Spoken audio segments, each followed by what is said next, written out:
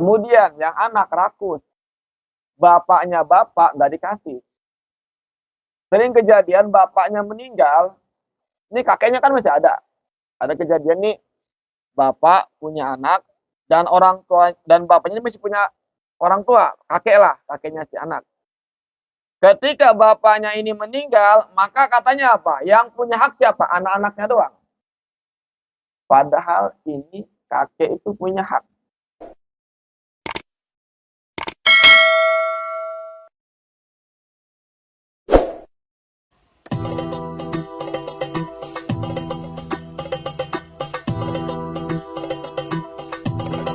Gitu. Assalamualaikum warahmatullahi wabarakatuh. Bismillahirrahmanirrahim. Alhamdulillah. Alhamdulillah. Nahmaduhu wa nasta'inuhu wa nastaghfiruh. Wa nu'minu bihi wa natawakkalu alaihi. Wa na'udzu billahi min shururi anfusina wa min sayyiati a'malina. May yahdihillahu fala mudilla lahu wa may yudlil fala hadiya lahu. Asyhadu an la ilaha illallah wahdahu la syarika lah. Wa asyhadu anna sayyidana wa maulana Muhammadan abduhu wa rasuluh. Asyhadu an la ilaha illallah wahdahu la syarika lah. Wa asyhadu anna Muhammadan abduhu wa rasuluh. Allahumma salli wa sallim wa barik ala sayyidina Muhammad wa ala alihi wa ashabihi wa tabi'ina lahum ila yaumil qiyamah, amma ba'd. Subhanaka la ilma lana illa ma 'allamtana innaka antal alimul hakim. Rabbi shrah li sadri wa yassir li amri wahlul 'uqdatam min lisani yafqahu qawli. Amin. Yang sama-sama kita muliakan, sama-sama kita hormati guru kita bersama Abu Yaki Haji Dr. Andes Yadi Suryadi Mukhlis Mansur Mata'anallah bituli hayati. Mudah-mudahan Allah Subhanahu wa taala senantiasa panjangkan umur beliau. Allah berikan kesehatan kepada beliau dan Allah Subhanahu wa taala senantiasa mudahkan segala urusan-urusan dan hajat-hajat beliau. Dan mudah-mudahan kita semua senantiasa istiqomah berjalan di bawah arahan-arahan beliau menuju surganya Allah Subhanahu wa taala. Kemudian yang saya hormati, yang saya muliakan genap para jemaah tasbih Koposari tanpa terkecuali yang hadir ataupun yang tidak hadir, mudah-mudahan senantiasa dipanjangkan umurnya, dimudahkan rezekinya, sehat walafiat senantiasa badannya, hajat-hajat dikabul oleh Allah Subhanahu wa taala. Mungkin di sini langsung saja saya akan membawakan materi. Materinya kalau kemarin-kemarin kita ngaji kitab Fathul Qorib, sekarang kita buka kitab Rohbiyah. Salah satu kitab yang berbentuk nadoman yang menerangkan mengenai ilmu faraid atau ilmu pembagian waris. Kenapa sekarang kita bahas ilmu faraid? Maka Nabi Shallallahu Alaihi Wasallam bersabda, "Ta'allamul faraid." Belajarlah kalian ilmu faraid. Wa'allimuhan nas, dan ajarkanlah ilmu faraid kepada manusia. Fa inni umruun makbudun. Maka sesungguhnya aku, yaitu Nabi Muhammad Shallallahu Alaihi Wasallam, seseorang yang akan diwafatkan. Wa inna hadal ilma, dan sesungguhnya ilmu ini, ilmu faraid, sayuqbadu, ilmu yang akan dicabut. Bahkan dikatakan ilmu yang pertama kali dicabut, diangkat ke langit, hilang suatu saat. Wa tazharu al-fitan, dan ketika ilmu faraid diangkat ke langit, sudah dicabut dari muka bumi, maka fitnah terjadi di mana-mana. Saya orang Sunda, Pak, bilang Pak sulit, Pak mulu. Fitnah. Maka fitnah terjadi di mana-mana. Kita lihat di mana-mana. Adik, kakak berantem gara-gara apa? Gara-gara warisan. Sama-sama tidak ridho dengan jatahnya. Yang perempuan pengen disamakan dengan laki-laki. emansipasi wanita kata. Kemudian yang anak rakus, bapaknya bapak nggak dikasih. Sering kejadian bapaknya meninggal, ini kakeknya kan masih ada. Ada kejadian nih, bapak punya anak dan orang tua dan bapaknya ini masih punya orang tua, kakek lah, kakeknya si anak. Ketika bapaknya ini meninggal, maka katanya apa? Yang punya hak siapa? Anak-anaknya doang. Padahal ini kakek itu punya hak. Bapaknya si mayit itu punya hak 1/6 hartanya si mayit. Tapi nggak dikasih sama anaknya. Ini kan harta bapak saya, berarti milik saya. Padahal orang tuanya mayit masih punya hak 1/6 karena si mayit punya anak. 1/6, bayangkan kalau hartanya 600 juta, 1/6-nya berapa? 100 juta. 100 juta.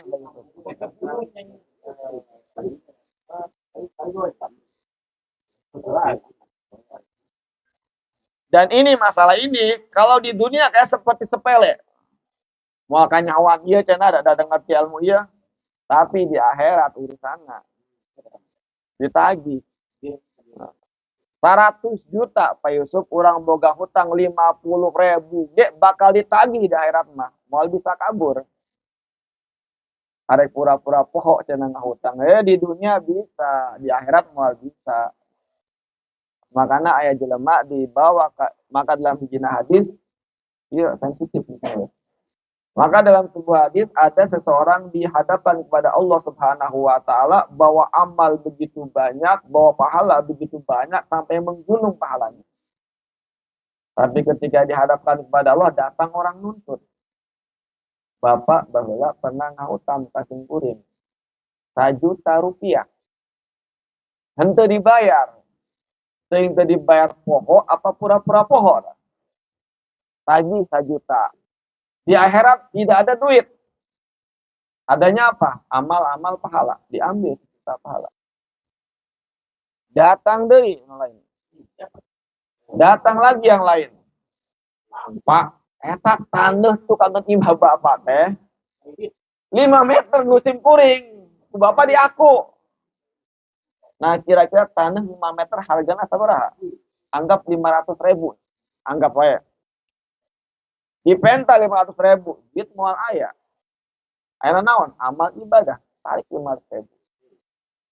Pernah didoliman, pernah ngadoliman batur, tarik pahala, tarik pahala, tarik pahala, sampai habis pahala, nuntut aya keneh wae. Lah kumaha tah? Pahala geus sae Pak Yusuf. Tapi yang nuntut masih ada. Akhirnya apa? Dosa-dosa yang nuntut dikerjakan. Utang 1 juta udah dibayar, ya dosa simkuring 1 juta. Nu kuduna arek asup sorga malah ngajeblos. Eta nu disebut jelema bangkrut di akhirat teh kitu. Pailit. Bahasa Inggrisnya pailit. Bahasa Indonesianya bangkrut. Bangkar. Bahasa Sundana. Oh, Sundana Pak. Rungkat. Bahasa Sundana rungkat.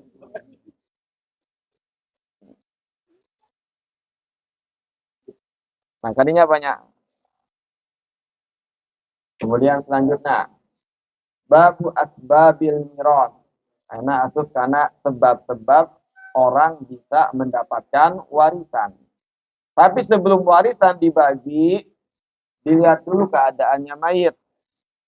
Mayit meninggal, ketika mayit meninggal, maka pihak anak atau pihak ahli waris jangan buru-buru pengen dapat duit, bagi-bagi duit.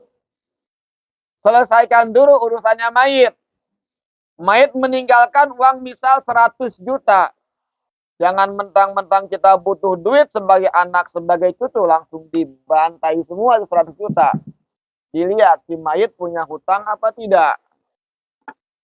Lamun si mayit punya hutang, maka 100 juta jangan dibagi dulu.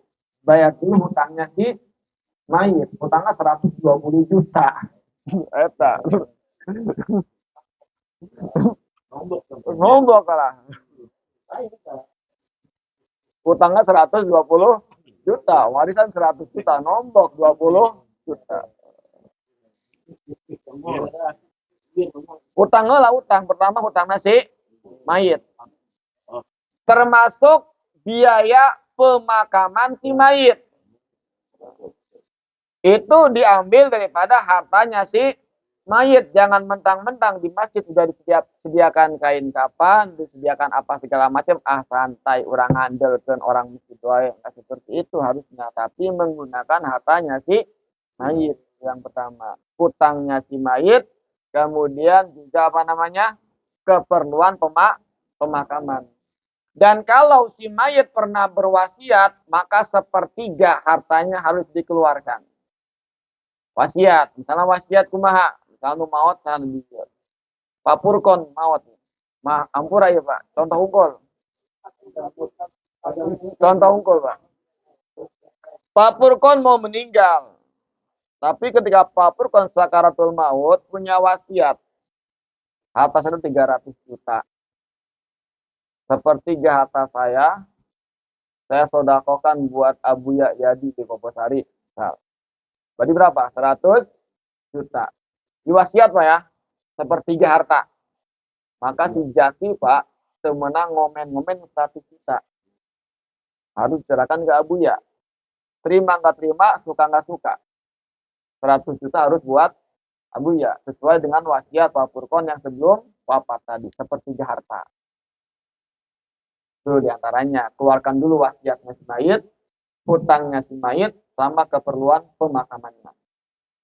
Asbabul mirasi, sebab-sebab warisan. Asbabul mirasil waro, sebab-sebab seseorang mendapatkan warisan. Salah satu ada 3. Ada 3 sebab orang mendapatkan warisan. Berarti selain 3 sebab ini, orang nggak dapat warisan. Wahia an nikahu, yang pertama sebab pernikahan. Kusebab pernikahan, maka dia berhak mendapatkan warisan dari suaminya ataupun istrinya. Semisal Pak Yusuf menikah, ini istri pertama sudah ada, punya anak 2. Ini Pak Yusuf nikah lagi, tapi dengan orang lain. Pada istri kedua, dapat janda non. Janda putih berambut pirang, kata Pak Yusuf.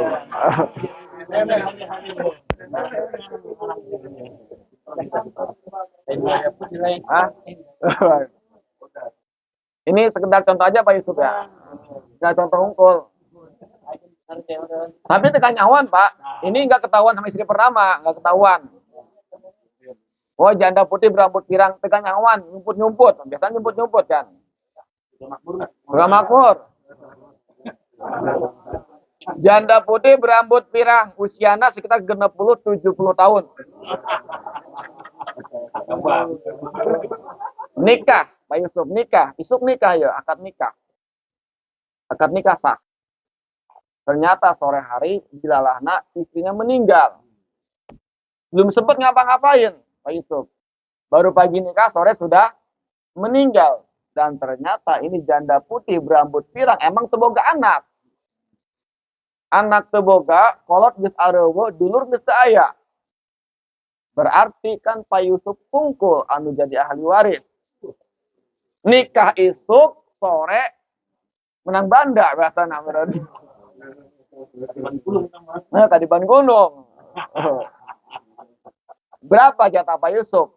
Yang pertama dia dapat setengah sebagai seorang suami karena nggak ada anak. Nah yang kedua, setengahnya buat siapa? Kan dia nggak punya keluarga lagi. Balik ke Pak Yusuf. Plus asoba.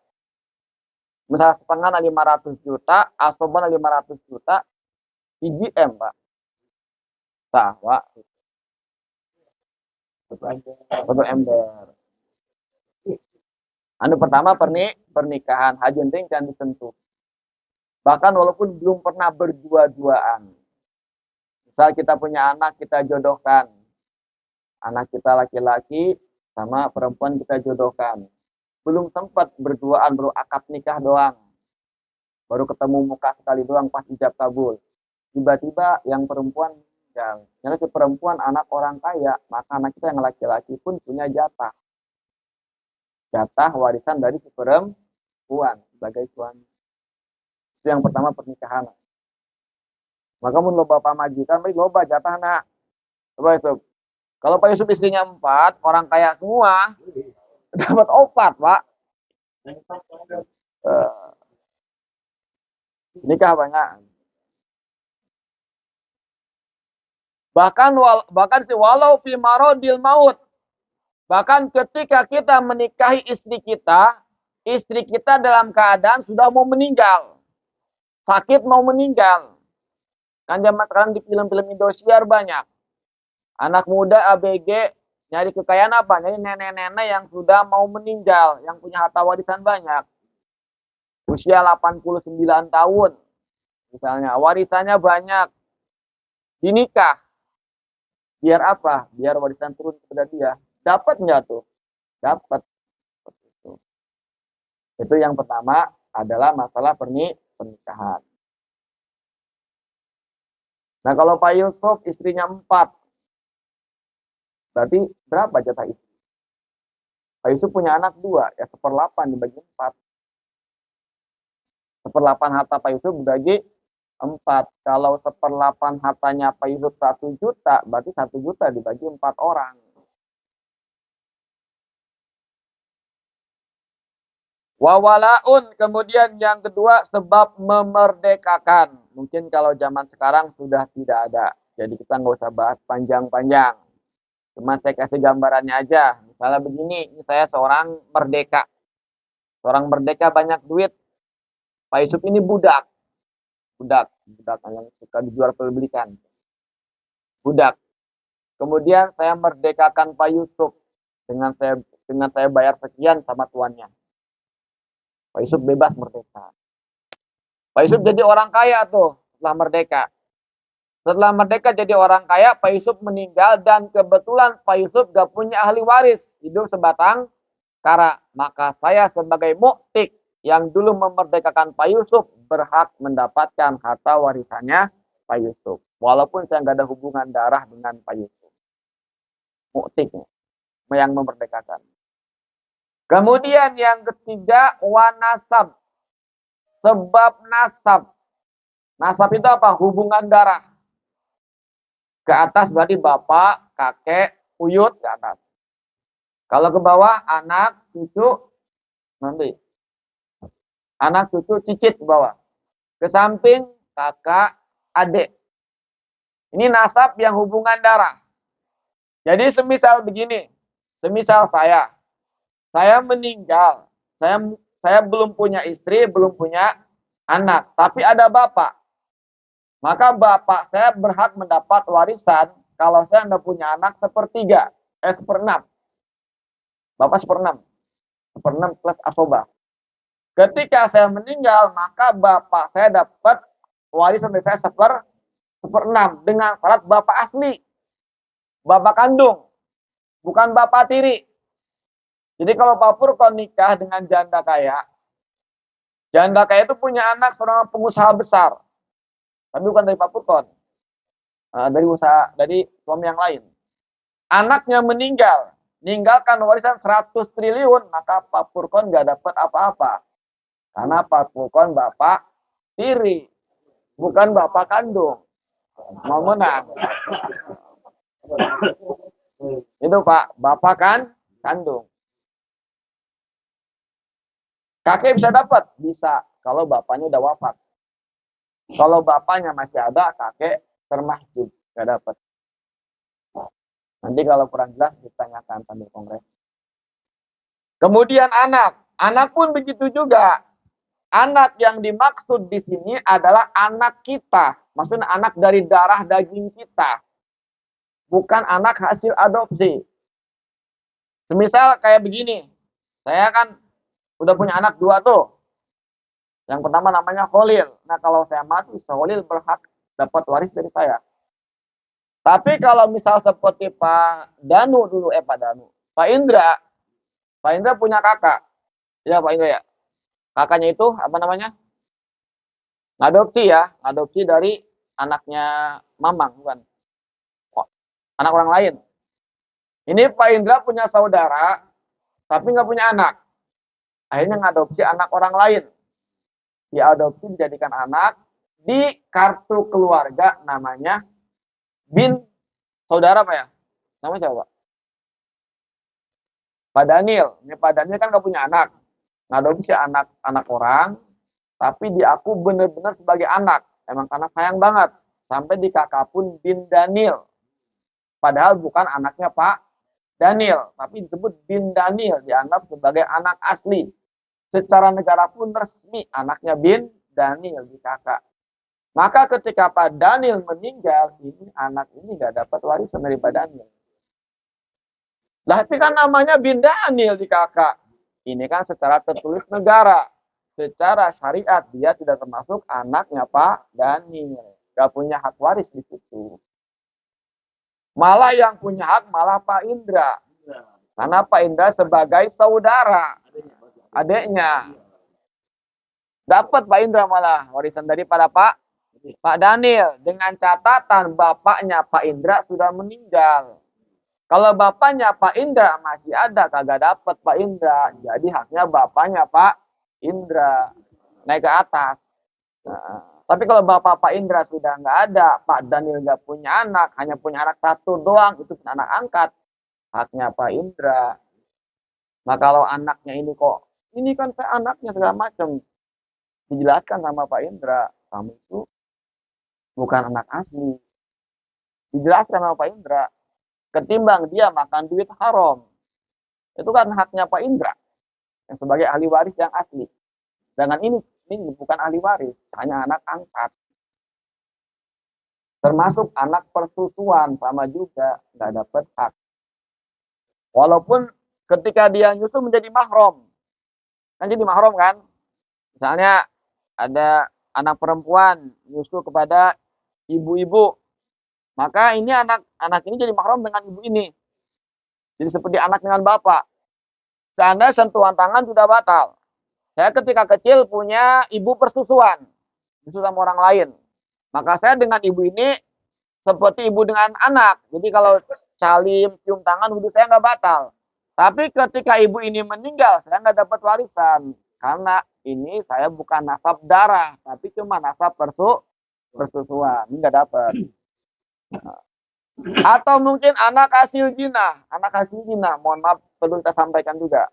Anak hasil zina. Sekarang banyak kejadian seperti itu. Bapak. Ini kan zina. Jadi laki-laki perempuan pacaran kebablasan sampai hamil punya anak. Cendol di kalapaan. Budak ngajendol, wah bapaan. Cendol di kalapaan Pak Yusuf, budak ngajendol, wah bapaan. Tetap bahasa orang Cilengsi asli Pak Yusuf. Ini kan sering kejadian zaman sekarang, kayak tren. Ini hubungan berzina lah. Ini berarti anaknya hasil daripada ini kan, laki-laki ini. Asli dari sini lagi. Hubungan itu, tapi nggak resmi. Maka ini si anak, dia nggak punya hak waris ke sini. Ke laki-laki ini. Walaupun yang menghamili dia. Nggak punya hak waris ke sini, dan dia pun nggak punya hak menjadi wali buat anak ini. Kalau anaknya perempuan. Tapi anak ini punya hak ke ibu. Hak waris ke ibu dia nggak putus. Karena anak hasil zina, nasabnya kepada ibu, nggak kepada bapak. Itu mengenai yang persaudaraan. Kemudian tadi yang ini kan anak ya, anak cucu. Kalau cucu nggak dapat, kecuali anak sudah nggak ada. Selama anak masih ada, maka cucu tidak dapat. Terhalang sama anak. Tapi yang paling menghalangi anak laki-laki. Kalau yang tersisa anak perempuan masih ada harapan, cucu dapat. Tapi kalau yang menghalangi anak laki-laki, cucu udah nggak ada harapan bisa dapat. Karena anak laki-laki mah bisa menghalangi. Kemudian yang saudara. Maka yang saudara di sini, yang saudara bagaimana? Yang saudara sekandung, sebapak, atau seibu. Sekarang kita buat contoh seperti ini. Pak Yusuf punya anak 2. Jaki dengan Fatir. Maka Fatir dalam suatu keadaan bisa menghaki warisan daripada si Jaki. Begitupun Jaki bisa punya hak waris daripada si fatir. Tapi ketika Pak Yusuf misal nikah lagi dengan perempuan lain, yang mana perempuan ini sama-sama sudah punya anak. Berarti siapa? Jaki dengan anak perempuan ini nggak ada hubungan. Bapaknya beda, emaknya juga beda. Kemudian Jaki meninggal, maka anak ibu dari istri kedua Pak Yusuf nggak dapat warisan dari Jaki. Karena bukan saudara sebapak, juga bukan saudara seibu, apalagi sekandung. Tapi kalau Pak Yusuf begini, nikah dengan seorang perempuan, kemudian perempuan ini punya anak dari Pak Yusuf, maka ini si Jaki bisa dapat warisan dari anak perempuan ini. Karena si Jaki dengan anak ini saudara satu bapak. Seperti itu. Tapi kalau yang istrinya Pak Yusuf nggak saya contohkan, takut Pak Yusuf marah. Yang saudara seibu. Masa istri nikah lagi gitu, Pak Yusuf nggak ada. Yang sebapak aja. Nah ini mengenai bab waris.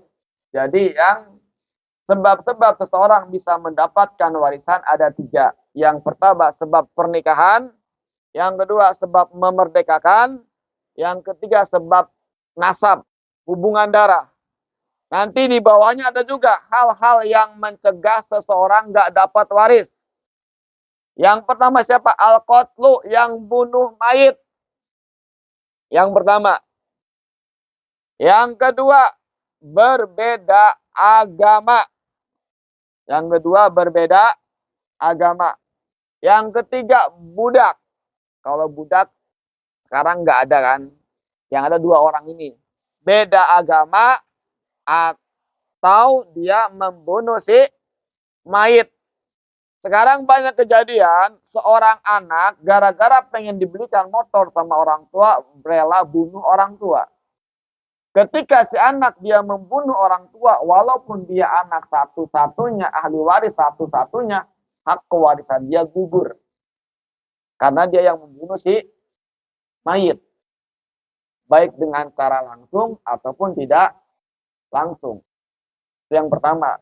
Kalau pembunuh mayit, maka dia gugur hak warisannya. Yang kedua, ketika berbeda agama. Ada sepasang bapak ibu muslim. Anaknya 5. Laki-laki semua. Ternyata yang pertama murtad. Maka yang berhak dapat waris cuma 4 orang. Sedangkan yang satu, dia nggak berhak untuk mendapatkan warisan. Karena tadi dia murtad, sudah berbeda agama dengan orang tuanya. Itu yang nomor 2. Yang nomor 3, budak. Kalau budak emang nggak bisa. Karena budak tidak memiliki apa-apa. Dirinya sendiri pun mereka tidak punya. Tapi sekarang udah nggak ada budak lagi. Jadi ringkasnya pelajaran kita malam hari ini secara singkat saja. Yang berhak dapat waris sebab 3 perkara. Nikah, nasab, dan memerdekakan. Kemudian yang mencegah kita dapat waris, yang pertama membunuh mayitnya, yang kedua kita berbeda agama, dan yang ketiga budak. Berarti sudah dapat 6 pelajaran. Mudah-mudahan bermanfaat bagi kita semua. Dan mudah-mudahan tidak ada perselisihan mengenai warisan di keluarga kita. Keluarganya rukun, aman, damai, sentosa, sama-sama menuju ridhonya Allah Subhanahu wa taala. Mungkin cukup sekian dari saya. Ada salahnya, ada kelirunya, mohon dimaafkan. Akhirul kalam. Assalamualaikum warahmatullahi wabarakatuh. Kalau